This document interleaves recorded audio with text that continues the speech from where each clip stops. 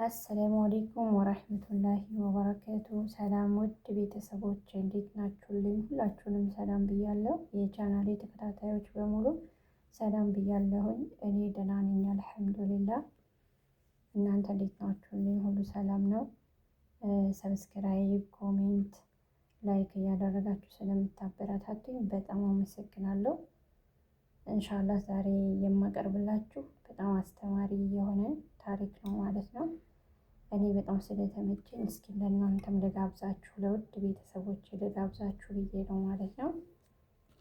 ኢንሻአላህ እስኪ አብረን እንስማ። ሰዎች ያዩት የመጀመሪያው ነገር የተደረደሩ አጃቢ መኪናዎችን ነበር። ሶስት ጥቁር ኤስዩቪ መኪናዎች በኦሼዲ ድልድይ ስር ደርሰው ቀስ ብለው ቆሙ። የፊት ማብራታቸው በቀዝቃዛው ምሽት ውስጥ ሰንጥቆ ያበራል። ዝናቡም ገና ማባራቱ ነው። በረንዳ ዳሪዎች፣ አላፊ አግዳሚዎች፣ ነጋዴዎች፣ ከስራ ወደ ቤት የሚመላለሱ የደከማቸው ሰዎች የተደረደሩ መኪናዎቹን ለማየት ፊታቸውን አዞሩ። በዚህ ድልድይ ስር አጃቢ መኪና በማለት ተገረሙ። መሃል ላይ ያለው ኤስዩቪ መኪና የኋላ በሩ ተከፈተ። ከውስጡም አንዲት ሴት ቀስ እያለች ወደ ድልድዩ ስር ወጣች። ልብሷ ነጥቧል፣ ፀጉሯም ተመሰቃቅሏል፣ በዝናቡም ረጥቧል። በቆሻሻው ውሃ ላይ ለረዥም ጊዜ ያህል በመቆሟ የተነሳ እግሯ ረጥቧል። ከደቂቃዎች በፊት ሁሉም ሰው በመንገድ ዳር እንደተጣለ ቆሻሻ ነገር እየቆጠረ አልፏት ይሄድ ነበር። አሁን ግን ጥቁር ሱፍ የለበሱ ሰዎች እየተጣደፉ ወደ ቆመችበት በመሄድ ጭንቅላታቸውን ደፉ። እመቤት ሶኒያ አለ አንዱ ጠባቂ በአክብሮት። በመዘግየታችን አዝነናል። ቆመው ያዩ የነበሩት ሰዎች በሲቃ ተነፈሱ። ሶኒያ? ሁሉም ችላ እያሉ ጥለዋት ሲሄዱ የነበሩት በረንዳ ዳሪ ሴት ፊቷን ወደ ሁሉም የቆሙት ሰዎች አዞረችና አለባበሱ ከእርሷ የከፋ የሆነን ሰው እጅ ቀስ አድርጋ ያዘች። ቢጫ ከናቴራው የተቀዳደደና በጭቃ ያደፈ ነው። ፂሙም ከልክ በላይ አድጓል፣ ተቆጣጥሯልም። ፀጉሩ ከርዳዳና ጨብራራ ነው። ዓለም አውጥታ የወረወረችው አይነት ሰው ይመስላል። ነገር ግን እርሷ ይህንን ሰው የያዘችው በምድር ላይ እንዳለ ውድ ነገር ነው። ሶኒያ አልገባኝም ሲል አንሾካሾከ። ጠባቂዎቹ የኋላውን በር ከፈቱላቸው። ህዝቡም አፈጠጠ። አፋቸው ተከፈተ። የሚያዩትን ነገር ለመረዳት በመሞከር ለምን አንዲት ሀብታም ሴት የአንድ በረንዳ ዳሪን ሰው እጅ ትይዛለች? ለምንስ እየመራችው ወደ ቢሊኒየሮች መኪና ትወስደዋለች? ሶፊያ በተረጋጉ አይኖች ቀና ብላ ተመለከተችው። ቤንጃሚን አለችው ረጋ ባለ ድምፅ፣ ዛሬ ማታ አንተ ያሳየው ደግነት ሁሉንም ነገር ቀይሮታል። አይኖቹን አርገበገበ። ግራም ተጋብቷል። ልቡም በብርቱ እየመታ ነው። ውድና የተከበራችሁ ተመልካቾቻችን ይህንን ድንቅ ታሪክ ከመቀጠላችን በፊት እንደ ሁልጊዜው አብራችሁ መሆናችሁን ቪዲዮን ላይክ በማድረግና ከየት ሆናችሁ እንደምትመለከቱን በኮሜንት ላይ በመጻፍ አሳውቁን። ለቻናሉም አዲስ ከሆናችሁ ሰብስክራይብ ማድረግ እንዳትረሱ። አሁን ታሪካችንን እንቀጥል። ምንድን ነው የተቀየረው? ይቺ ሴትስ ማን ናት? ለምንስ ነው ሁሉም ሰው እመቤቴ እያለ የሚጠራት? እነዚህን ጥያቄዎች መጠየቅ ከመቻሉ በፊት ሶኒያ በሐዘኔታ ፈገግ አለችና እጁን ጨመቀችው። አንድ ላይ ቆሻሻ የረጠበ ልብሳቸውን ለብሰው ኤስዩቪ መኪናው ውስጥ ገብተው ተቀመጡ። ሞተሩ አጓራ። መኪናው መንቀሳቀስ ሲጀምር በኦሼዲ ድልድይ ስር የተሰበሰበው ህዝብም አካባቢውን ለቆ ተበተነ። ግን በሁሉም ሰው ጭንቅላት ውስጥ አንድ አንገብጋቢ ጥያቄ ነበረ። ይቺ ሴት በትክክል ማን ናት የሚል። ከሰዓታት በፊት ይቺው ሴት እዚህ ግቢ የምትባል አስፈላጊ ሴት አትመስልም ነበረ። ከኦሼዲ ድልድይ ስር ሶኒያ ብቻዋን ቆማ ነበረ። ሙሉ ሰውነቷ እየተንቀጠቀጠም ነበረ። የነተበውና አመድ የመሰለው ቀሚሷ ቆዳዋ ላይ ተለጥፏል። በከባዱ ዝናብም ረጥቧል። ፀጉሯ ተበታትኗል እናም ረጥቧል። ፊቷ ላይ ተበታትኖም ተለጣጥፎ ይታያል። ከበላይዋ ካለው ድልድይ ላይ ውሃው ይንጠባጠባል። በባዶ እግሯ የቆመችበት መሬት ላይ ባሉት ክፍት ቦታዎች ውስጥ ውሃውም አቁሯል። መኪናዎች በዋናው መንገድ ላይ አልፈው እየተጣደፉ እየሄዱ ነው። እርሷን ግን ዞር ብሎ ያያትም የለም። ቀዝቃዛማው ነፋስ ሲነፍስ በብርዱ ጥርሷ ተንገጫገጨ። በክንዷ ራሷን አጥብቃ አቀፈች፣ ሰውነቷን ከመንቀጥቀጥ ለማስቆም። እባካችሁ ልትረዱኝ ትችላላችሁ? መጣራት ጀመረች። አንድ ወጣት ሲያልፍ አየችና እባክህን ቢያንስ ጃኬትን እንኳን ልትሰጠኝ ትችላለህ? ዞሮም አላያት። አይኖቹን ስልኩ ላይ ተክሎ እንደማትታይ ነፍስ ሁሉ ቆጥሮ አልፏት ሄደ። ሶኒያ ጉሮሮዋ ደረቀባት። ሌላ ሱፍ የለበሰ ሰው ቀረባት። ዣንጥላ ይዟል። ወደ እርሱ ጋር ሄደች። ድምጿ ደክሟል። እባክህን ጌታዬ በጣም በርዶኛል፣ ልትረዳኝ ትችላለህ? ቢያንስ ጃኬትን ስጠኝ። ቆም ብሎ ከላይ እስከታች ተመለከታት። አይኖቹ በቆሻሻ ረጅም ቀሚሷ ላይ አረፉ። ፊቱን አኮሳተረ። ለድራማ የሚሆን ጊዜ የለኝም ብሏት ሄደ። ሶኒያ ልቧን ሲያማት ታወቃት። ድራማ ሰዎች ስለ ስቃይ የሚያስቡት እንደዛ ብለው ነው? ጥንዶች አልፈው ሲሄዱ ተመለከተች። እጅ ለእጅ ተያይዘዋል። እየሳቁ በመሄድ ላይ ነበሩ። አንድ ትንሽ ዣንጥላንም ለሁለት እየተጋሩ ነው። ሶኒያ እጇን አነሳችና በድጋሚ ሞከረች። እባክን ታክሲ እንኳን እንድጠራ እርዳኝ ስትል ለመነችው። ወይም ቢያንስ ላፍታ ያህል አብረኸኝ ቆይ። ሴቲቱ ፍቅረኛዋን ወደ ራሷ አጥብቃ አቀፈችው። ሶኒያ ልትሰርቅባት የምትችል ይመስል እንሂድ አለችው። እነዚህ ሰዎች አደገኞች ሊሆኑ ይችላሉ። እነዚህ ሰዎች የሶኒያ አይኖች በእንባ ተሞሉ። እነዚህ ለእርዳታ የሚለምኑ እጆች ዛሬ ጠዋት የቢሊዮን ናያራ ኮንትራቶችን ፈርመው መምጣታቸውን የሚያውቅ አንድም ሰው አልነበረም። የተቀዳደደና የነተበ ቀሚስ ለብሳ በብርድ እየተንቀጠቀጠች ከድልድይ ስር የቆመችው ሴት በሌጎስ ውስጥ በፍጥነት እያደገ ያለ የቴክኖሎጂ ካምፓኒ ዋና ስራ አስፈጻሚ ሲኢኦ መሆኗን ማናቸውም አላወቁ። ከፊት ለፊታቸው የቆመችው ሴት ላጤዋ እናትና ቢሊኒየሯ ሶኒያ ቤንሶን መሆኗን ያወቀ አልነበረም። ድሃ መስላ የቆመችዋ ሴት ቢሊኒየር ነበረች። አይኖቿን ጨፈነችና በጥልቀት ተነፈሰች። የሚመታ ልቧን ለማረጋጋትም ሞከረች። ይህ የእርሷ ምርጫ ነበረ። ይህ የእርሷ ፈተና ነበረ።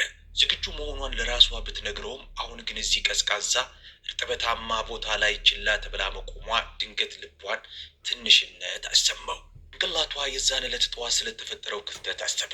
በባናና ደሴት ውስጥ ዝናቡ ረጋ ብሎ በትልቁ የቪላ ቤት መኝታ ቤቷ መስኮት ላይ ተንኳለለ። የክፍሉ ውስጥ ይሞቃል። አልጋዋም ትልቅና ለስላሳ ነው።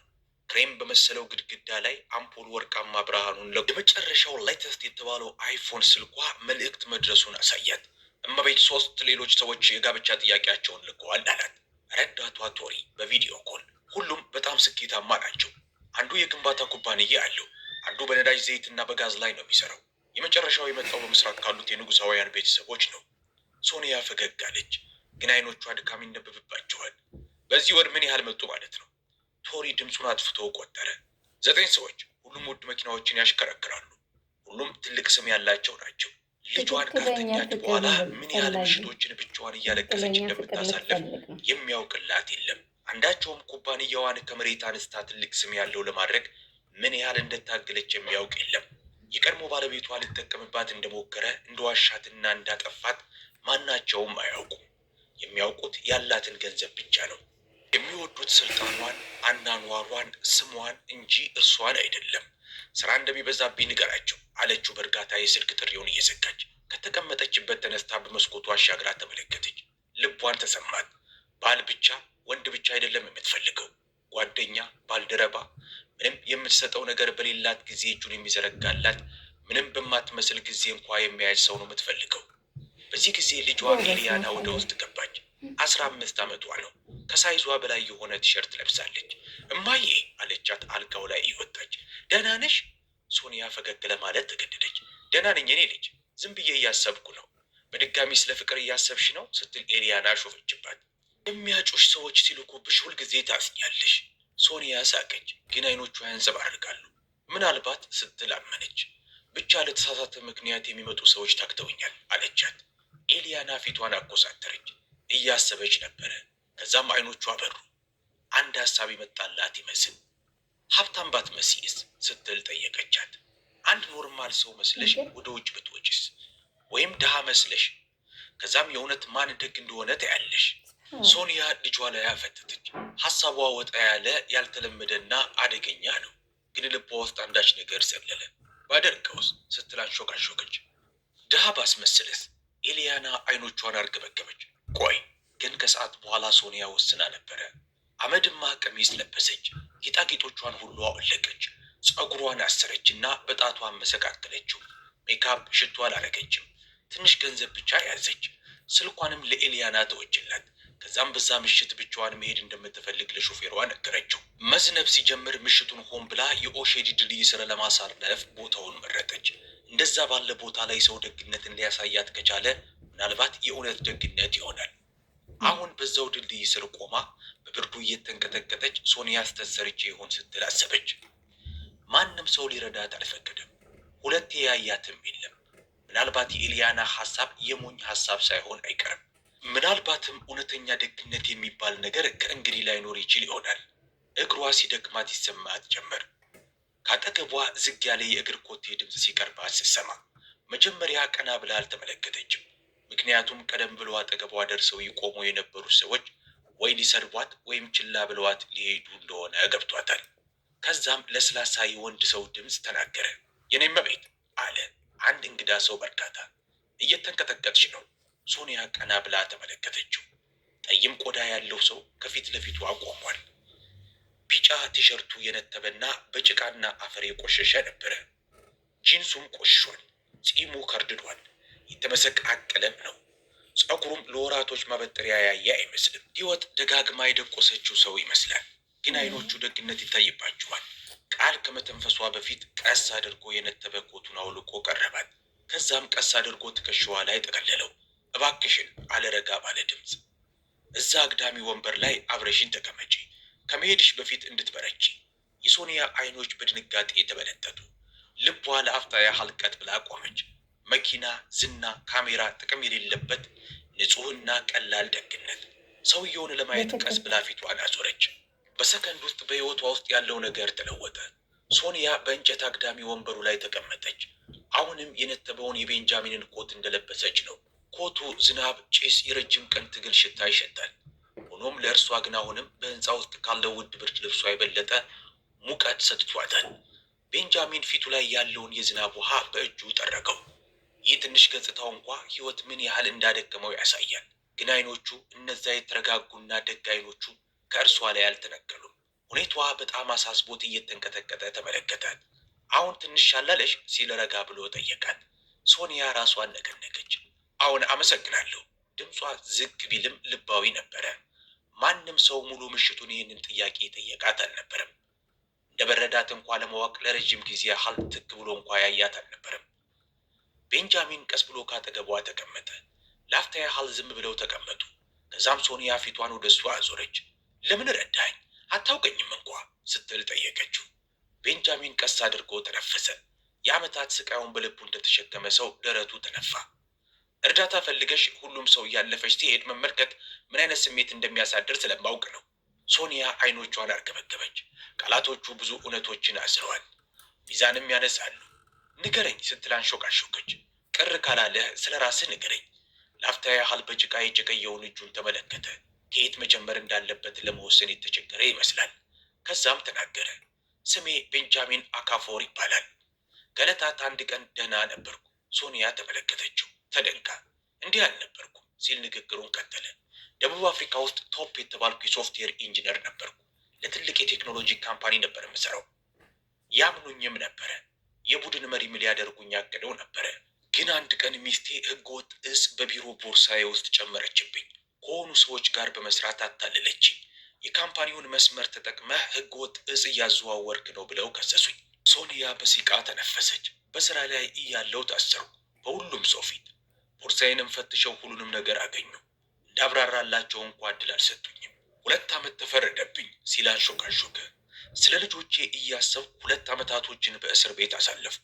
ሚስቴን መጥታ ትጠይቀኛለች ብዬ ተስፋ አድርጌ ነበረ። ግን አንዴም መጥታ አይታኝ አታውቅም። ሶኒያ ልቧ ኩምትር ሲል ተሰማት። አንዴም መጥታ አልጠየቀችህም? ቤንጃሚን በአሉታ ጭንቅላቱን ነቀነቀ። ከእስር ቤት ስወጣ የነበረኝ ነገር ሁሉ የለም። ቤቴን፣ መኪናዬን፣ የወላጆቼን መሬት እንኳ ሳይቀር ሸጣ ጠበቀችኝ። ከዛም በኋላ ልጆቼን ይዛ ወደ አውሮፓ መሄዷን ሰማሁ። ወደ ፖሊሶች ጋር ሄድኩ፣ ግን እነሱ ምንም ሊያደርጉልኝ አልቻሉም። ባዶ እጄን ወደ ናይጄሪያ አባረሩኝ። ሶኒያ በእጆቿ አፏን ሸፍና ያዘች። ቤንጃሚን ንግግሩን ቀጠለ። ወላጆቼ ታመሙ። ስመለስ ነርሱን ወደ ሆስፒታል ለመውሰድ ገንዘብ አልነበረኝም። እጄ ላይ ሞቱብኝ። የሶኒያ አይን በእንባ ተሞላ። ማንም ሰው ሊኖር በማይገባው መዓት ውስጥ ነበር የኖረው። ራሴን አጣሁት ሲል ቤንጃሚን አንሾካሾከ። ትግሌን፣ ፍልሚያዬን ተሸነፍኩ። ተስፋዬንም አጣሁ። ለዛ ነው መጨረሻዬ እዚህ የሆነው፣ በዚህ ድልድይ ስር። ይህ ሁሉ ነገር ደርሶብህም ግን ደግነትን መርጠሃል አለችው። ቤንጃሚን በደከሙት አይኖቹ ተመለከታት። ግን ከንፈሩ ላይ ትንሽ ፈገግታ ነበረ። ደግነት አለ ቀስ አድርጎ። ህይወት ከኔ ልትወስድብኝ ያልቻለችው ብቸኛ ነገር ነው። በሶኒያ ጉንጭ ላይ እንባዋ ፈሰሰ። መናገር ከመቻሏ በፊት ቤንጃሚን ድንገት ከተቀመጠበት ተነሳ። እዚህ ጠብቂኝ አላት። የምትጠጪው ሞቅ ያለ ነገር ላምጣልሽ? ቤንጃሚን አይሆንም፣ አያስፈልግም ስትለው እርሱ ግን እየሮጠ ወደ አንድ ትንሽ መደብር አምርቶ ነበር። አንዲት በዕድሜዋ የገፋች ሴት በፕላስቲክ መያዣ ሻይ የምትሸጥበት ስፍራ ደርሶ ቆመ። ሶኒያ ሴትየዋን ሲያናግርና ጭንቅላቱን ነቅንቆ ኪሱ ገብቶ ያለችውን ትንሽ ገንዘብ አውጥቶ ሲሰጣቸው ተመለከተች። ሞቅ ያለውን ሻይ ይዞ ተመለሰና እንደ አንዳች ውድ ነገር በሶኒያ እጅ ላይ ቀስ አድርጎ አስቀመጠው። ብዙ ነገር የለኝም አለ እያፈረ። ግን ይህ ሞቅ ያደርግሻል አላት። ሶኒያ ውስጡ አንዳች ነገር ሲሰበር ተሰማት። የፕላስቲክ ብርጭቆ ላይ አፈጠጠች። በረንዳ ዳሪ ነው። ሁሉን ነገሩን ያጣ ሰው የቀረችውን ትንሽ ነገር ለራሴ ሳይል አሳልፎ እየሰጣት ነው። እንባዋ እይታዋን ጋረዳት። ቤንጃሚን አሁን ምን እንዳደረግ አታውቅም አለችው። በድንጋጤ ሳቀ። አይ እኮ ተራ ሻይ ነው አላት። አይ አለች ሶኒያ ጭንቅላቷን እየነቀነቀች። አይደለም። ቀስ ብላ እጆቿን ወደ ተቀደደው ረጅም ቀሚሷ ልካ የደበቀችውን ስልኳን አወጣች። አይፎኗን። ቤንጃሚን ቀሰቀሰ። ሶኒያ ከፈተችውና ደወለች። ዴቪድ፣ ኮንቮዩን መኪናውን አሁኑኑ ይዘና፣ ኦሼዲ ድልድይ ስር ነን። ቤንጃሚን ድንገት ወደሆነ ሰውነት እንደተቀየረች ሰው ትክ ብሎ ተመለከታት። ኮንቮይ፣ ሾፌር፣ አይፎን አንዳች ጥያቄ መጠየቅ ከመቻሉ በፊት የከባድ ሞተር ድምፅ አየሩን ሞላው። ብሩህ ማብራት የድልድዩን ስራ ደመቀው። 3 ጥቁር ኤስዩቪ መጥተው ቆሙ። ሰዎች ፊታቸውን አዝረው ተመለከቱ፣ አንሾካሾኩ፣ ጣታቸውንም ጠቁሙ። ቤንጃሚን ፍጹም ግራ በመጋባት ውስጥ ሆኖ ሶኒያን ተመለከታት። ማነሽ አንቺ? ሶኒያ ቀስ ብላ ቆመች። እንባዋን ጠረገች። ስሜ ሶኒያ ቤንሶን ይባላል። ቤንጃሚን አይኖቹን አርገበገበ። ቤንሶን? አዎን፣ የቤንሶን ቴክ ሲኢኦ ነኝ። ዋና ስራ አስፈጻሚ ነኝ። እናም ቢሊኔር እና ላጤ እናት ነኝ። ጎዳናው ጸጥረጭ አለ። ምን ሲል ቤንጃሚን አንሾካሾከ። ሶኒያ የሚንቀጠቀጥ እጁን ያዘች። ደግነትህ ፈጽሞ ያልጠበቀውን በር ከፍቶልሃል። ሌላ ቃል ከመናገሩ በፊት ጠባቂዎቿ ጭንቅላታቸውን ደፍተው እጅ ነሷት። የመኪናው በር ተከፈተ። ሶኒያ ቀስ አድርጋ ቤንጃሚንን እየጎተተች ይዛው ሄደች። ፈጽሞ አስቦት ወደማያውቀው ዓለም። ቤንጃሚን ይህን የመሰለ መኪና ውስጥ ከዚህ ቀደም ገብቶ አያውቅም። በደቡብ አፍሪካ የተከበረ ኢንጂነር ሆኖ ይሰራ በነበረበት ጊዜ እንኳ ቢሆን መኪና ውስጥ በገባ ቅጽበት አየሩ የተቀየረ መሰለው። ሶኒያ የነጠበ ኮቱን ለብሳ ካጠገቡ ተቀምጣለች። ቀሚሷ ልክ ከማዕበል እንደተረፈ ሰው ሰውነቷ ላይ ተለጥፏል። በመጨረሻ ቤንጃሚን ሶኒያ ይሄ ነገር ምኑም አልገባኝም ሲል አንሾካሾከ። ሶኒያ በስሱ ፈገግ አለች። አሁን ሊገባህ አያስፈልግም። እውነተኛ ማንነትህን አሳይተኸኛል። ኮንቮዩ መንቀሳቀስ ጀመረ። ሰዎች ነገሩን አይናቸውን ከፍተው ተመለከቱ። ጎዳና ላይ ህይወት አንቅራ የተፋችውን በረንዳ ዳሪ አንዲት ቢሊኒየር የምትመስል ሴት እጁን ይዛ እየመራች ስትወስደው ያለው ትዕይንት ከህሊናቸው ላይ ሊጠፋላቸው አልቻለም። አንቺ ቢሊኒየር ነሽ ሲል ጠየቀ። አዎን ስትል ሶኒያ በእርጋታ መለሰችለት። በሌጎስ የሚገኝ ቤንሶን ቴክ የተባለን ካምፓኒ ያስተዳድራሉ። የቤንጃሚን አይን ሰፋ። ይህንን ስም ከዚህ በፊት በርካታ ጊዜ ሰምቶታል። ቤንሶን ቴክ በናይጄሪያ በፍጥነት እያደጉ ካሉ ኩባንያዎች ውስጥ አንዱ ነው። ፈጠራቸው በመላው አፍሪካ ውስጥ ይታወቃል። እና እንደዚህ ለብሰሽ ብቻሽን በዝናብ ውስጥ ሲል አንሾካሾከ። ሶኒያ ራሷን ነቀነቀች። እውነቱን ማወቅ ፈልጌ ነው። የምን እውነት? ስለ ሰዎች ስትል መለሰች። ስለ ፍቅር፣ ስለ ደግነት። ቤንጃሚን ፊቱን አኮሳተረ። ግራ ተጋብቷል፣ ግን እያዳመጣት ነው። ደክሞኛል ስትል ረጋ ብላ ቀጠለች። ወንበሩን ደገፍ ብላ እየተቀመጠች። ገንዘቤን ብቻ ፈልገው የሚመጡ ሰዎች ሰልችተውኛል። በየቀኑ ጠንካራ መምሰል ሰልችቶኛል። የእውነት ሳይታይ መደነቅ ሰልችቶኛል። ቀና ብላ አየችው። ኤሊያና የኔ ልጅ ማን እንደሚረዳኝ ለማየት ደሃ መስዬ እንደወጣ ሀሳቡን የሰጠችኝ እርሷ ናት። ማንነቴን የእውነት ማንም ሳያውቅ። ቤንጃሚን በድንጋጤ ያፈጠጠባት። እና የዛሬ ማታው ነገር ፈተና ነበረ? አሁን ስትል ሶኒያ አንሾካሾከችለት። እና ምን ያለፍ? ፈገግ አለች። ማለፍ ብቻ አይደለም፣ ከጠበቅኩት በላይ ደግነትን አሳይተኸኛል። ቤንጃሚን ጭንቅላቱን ነቀነቀ። ግራ ተጋብቷል። ሶኒያ እኔ ምንም የተለየ ነገር አላደረኩም። በርዶሽ ነበረ። እኔ ያደረግኩትን ማንም ሰው ሊያደርገው ይችል ነበረ። አይ ስትል ሶኒያ አቋረጠችው። ሁሉም ሰው አያደርገውም። ዞሮ እንኳን ሳያዩዋት እያለፉ ጥለዋት ሲሄዱ የነበሩትን ሰዎች አስታወሰች። ፍቅረኛዋን እየጎተተች ይዛ የሄደችዋን ሴት፣ ዞሮ እንኳ እርሷን ለማየት አሻፈረኝ ያለውን ሰው፣ ፍርሃቱ፣ ብቸኝነቱ፣ ሁሉንም ነገር ወደ አእምሮ አመጣበት። አንተ ብቻ ነበርክ እንደ ሸክም ያላየኸኝ አለችው። ደግነት ሰው ባለው ነገር ላይ መመርኮዝ የለበትም አላት። ሶኒያ ራሷን ነቀነቀች። ልቧ ተነካ። ከረጅም ጊዜ በኋላ ለመጀመሪያ ጊዜ እንደታየች ተሰማት። ይህ መሆኑን አሁንም ድረስ ማመን አቅቶኛል። እኔ በቢሊኒየር ሰው መኪና ውስጥ? ሶኒያ በሱ ፈገግ አለችለት። እመነው፣ ዛሬ ማታ የኔንም ህይወት ለውጦታል። የሶኒያ ህንፃ በር ቀስ በቀስ ተከፈተ። ልብ የሚሰርቅ ውበት ያለው ቅጥር ግቢ ነበረ። አስፋልቱ ወደ ቅጥር ግቢው የሚያደርሰው በዝግባ ዛፍ ዳርና ዳሩ አጊጧል። ሕንፃው ግዙፍ ነው። ነጭ ግድግዳ፣ ረጅም የመስታወት መስኮት ከውስጥ ባለው ብርሃን የሚያንጸባርቅበት ነበረ።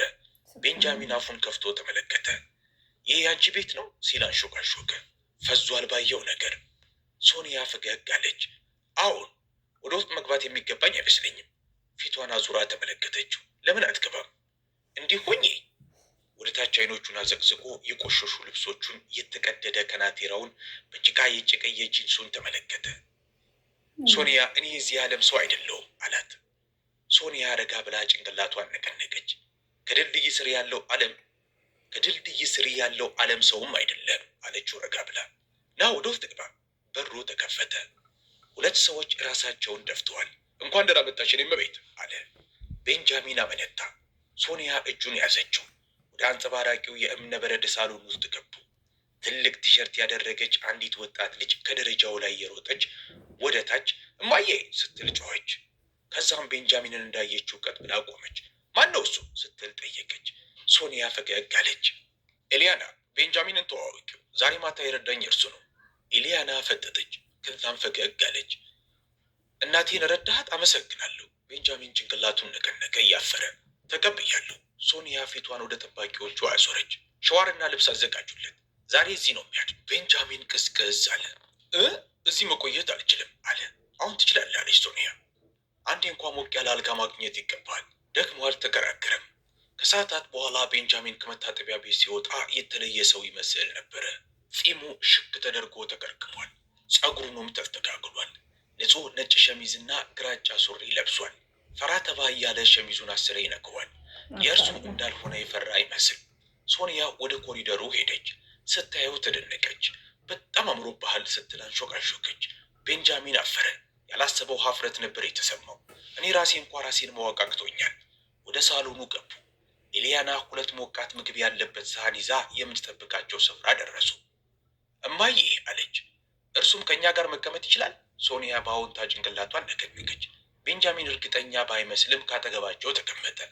ኤሊያና ፊቱን ወደ እርሷ አዞረችና ቴክኖሎጂ ላይ የምትሰራ አይነት ሰው ትመስላለህ ነበረ አለ።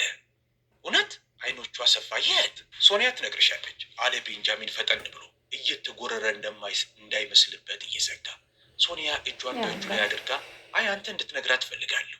ያንተ ታሪክ ዋጋ አለው፣ አስፈላጊ ነው። ተመለከታት። እራቱ ሲያበቃ ኤሊያና ወደ አልጋዋ ሄደች። ሶኒያ ፊቷን አዙራ አንድ ነገር ልጠይቅህ እፈልጋለሁ ቤንጃሚን፣ ነገ ወደ ካምፓኒው አብረኸኝ ትመጣለህ አለችው። ቤንጃሚን ግራ ተጋባ። ለምን? ምክንያቱም ሌላ እድል ስለሚገባ። የኔ ኩባንያ የሚፈልገው አይነት ሰው ትመስለኛለህ። ቤንጃሚን አፈጠጠባት። ደንግጧል። ልቡም እየመታ ነው። ሶኒያ እያልሽ ያለሽው ብሎ አረፍተ ነገሩን ሳይጨርስ በፊት ሶኒያ ፈገግ አለች። ሙሉ የህይወቱ አቅጣጫ በዚህ መልስ ላይ የተመረኮዘ ነበረ። ቤንጃሚን እምብዛም አልተኛም። የእንግዳ ክፍሉ ውስጥ ጋደም አለ። ይሄ እውነት ሊሆን አይችልም እያለ ጣራው ላይ አፍትቶ አደረ። ሲነጋ በረጅሙ መስኮት በኩል የፀሐዩ ብርሃን ገባ። ለመጀመሪያ ጊዜ ቤንጃሚን በዓመታት ውስጥ የመኪና ጩኸት ሳይቀሰቅሰው ወይም ቀዝቃዛ የዝናብ ጠብታ ሰውነቱ ላይ አርፎ ሳያነቃው ወይም ያለችውን ትንሽ ዕቃ ሌቦች ሰረቁኝ አልሰረቁኝ ብሎ ሳይጨነቅ በሰላም ነቃ። በሩ ተቆረቆረ። ቤንጃሚን ስትል በሩን ቆረቆረች። አቤት አቤት እመቤት፣ ማለቴ ሶኒያ። ሞቅ ያለ ፈገግታ ጋር ወደ ውስጥ ገባች። በድጋሚ ሲኢኦ መስላ ነበር የመጣችው። እንደምን አደርግ፣ እንደምን አደርሽ ሲል እያፈረ መለሰላት። ጥሩ እንደተኛ ተስፋ አደርጋለሁ። ቤንጃሚን አመነታ። እውነተኛ አልጋ ላይ ተኝቻለሁ። ይህ ብቻውን ለእኔ ታምር ነው የሚመስለው። ጥሩ ነው፣ እረፍት ይገባል። ተዘጋጅ፣ ወደ ቤንሶንተግ እንሄዳለን አለችው። እርግጠኛ ነሽ ሰዎች በግድ ወደ ህይወትሽ እንደገባው እንዲያስቡ አልፈልግም አላት። አልገባህም አለች ሶኒያ ረጋ ብላ። የሚገባ ህይወት ውስጥ ነው የገባኸው አለችው።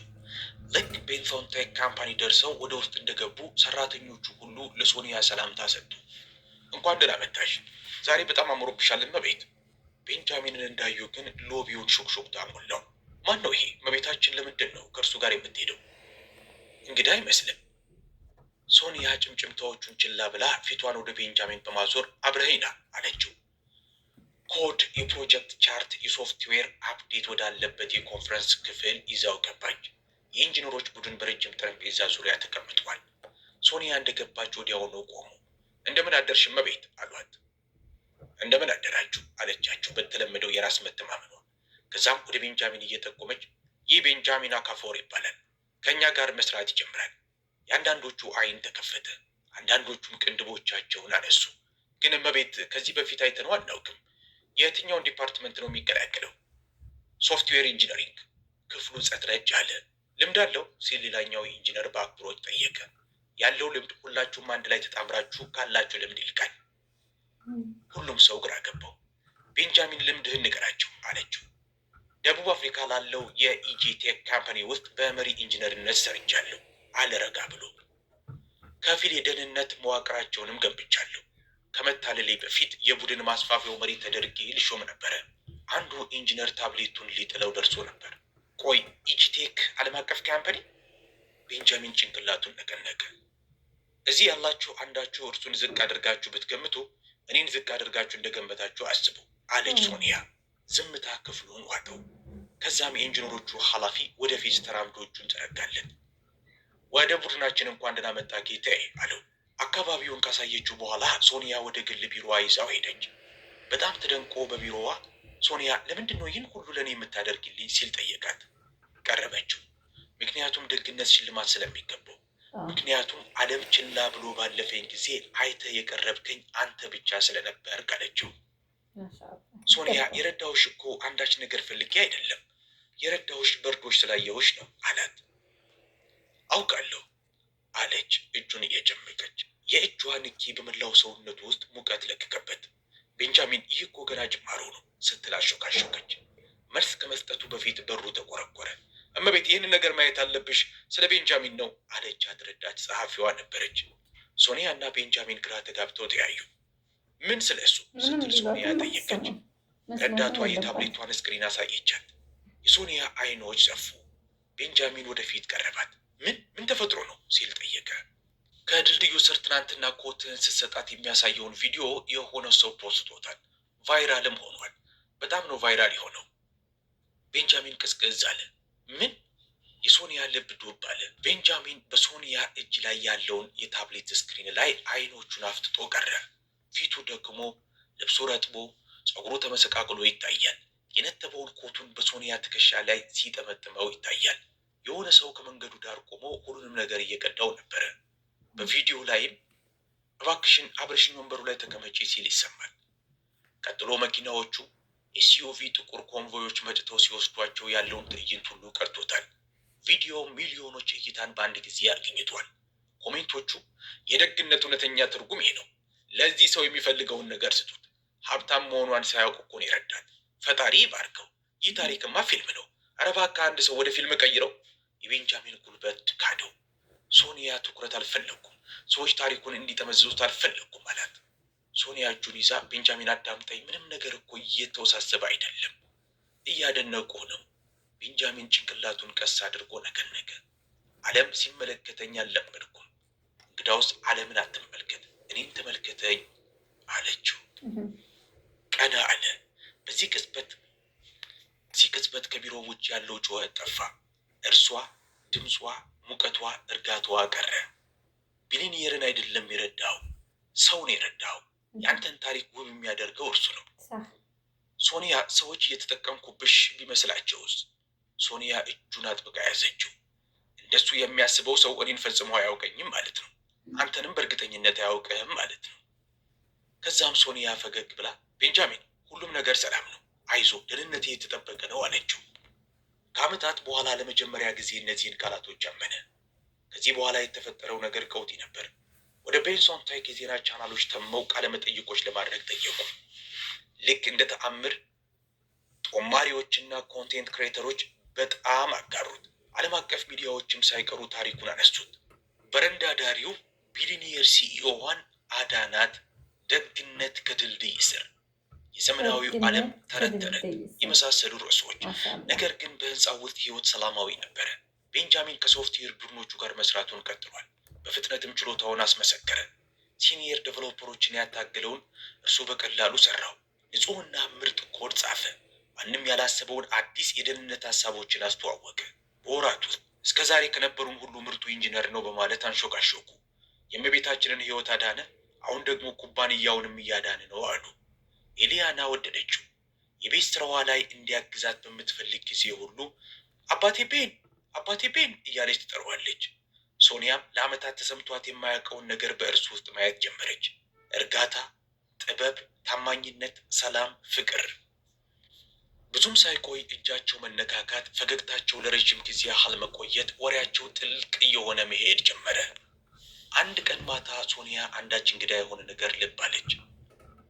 ብቻዋን እያደረች አልነበረም። ምክንያቱም የቤንጃሚን በቤቱ ውስጥ መኖር ዳግም ይሰማኛል ብላ ያላሰበችውን ምቾት እንዲሰማት አድርጓታል። ቤንጃሚንም ልጆቹን ካጣ በኋላ ለመጀመሪያ ጊዜ በድጋሚ ቤተሰብ መመስረት እንደሚቻል ተሰማው። አንድ ቀን ማታ ከማንጎ ዛፉ ስር በሶኒያ የአትክልት ስፍራ ከሚገኘው ቤንጃሚን ድንገት ተንበረከከና ሶኒያ አላት፣ ድምፁ እየተንቀጠቀጠ። የምሰጥሽ ውብ ነገር የለኝም። ልሰጥሽ የምችለው ልቤን፣ ሕይወቴን፣ ታማኝነቴን፣ ፍቅሬን ብቻ ነው። ሶኒያ አቃሰተች። እጆቿን አፏ ላይ አደረገች። እንባ አይኖቿን ሞላው። በተሰበርኩ ጊዜ ያገኘሽኝ፣ በራሴ ማመን ባቃቴን ጊዜ ያመንሽብኝ፣ ቤት ሰጠሽኝ፣ በአንቺ ዓለም ውስጥ ቦታ ሰጠሽኝ። እባክሽን ያሳየሽኝን ፍቅር እየሰጠሁሽ ቀሪውን ሕይወቴን ከአንቺ ጋር እንዳሳለፍ ፍቀጅልኝ። ትንሽ ሳጥን አወጣ። ከውስጡ ቆንጆ የአልማዝ ቀለበት ያንጸባርቃል። ሶኒያ ፊቷን ሸፍና አለቀሰች። እሺ ስትል አንሾካሾከች። አሁን ቤንጃሚን አገባሃለሁ። የቤቱ ሰራተኞች በደስታ ጨበጨቡ።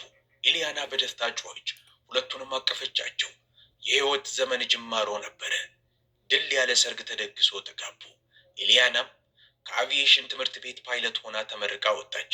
እርሷም ጀምስ የተባለ የኬሚካል ኢንጂነር ጋር ተዋውቃ ሶኒያና ቤንጃሚን አጠገብ ላጠገብ ሆነው ድረው ሸኟት። ስለዚህ ታሪክ ያላችሁን አስተያየት ምንድን ነው? ከየትስ ሆናችሁ ነው የምትከታተሉን? ውድ ቤተሰቦቼ ያቀረብኩላችሁ ታሪክ እንደምትወዱት ተስፋ አደርጋለሁ። በጣም የሚገርም ታሪክ ነው ማለት ነው። እኔ በጣም ነው በቃ ማለት ተመስጬ ነው የሰማሁት ማለት ነው። ደግነት ከድልድይ ስር ይላልና በጣም ደስ የሚል ነው ማለት ነው። ሪከርድ አበዛውባችሁ፣ ደቂቃ አበዛውባችሁ። አሰላሙ አሌይኩም ወረህመቱላሂ ወበረካቱ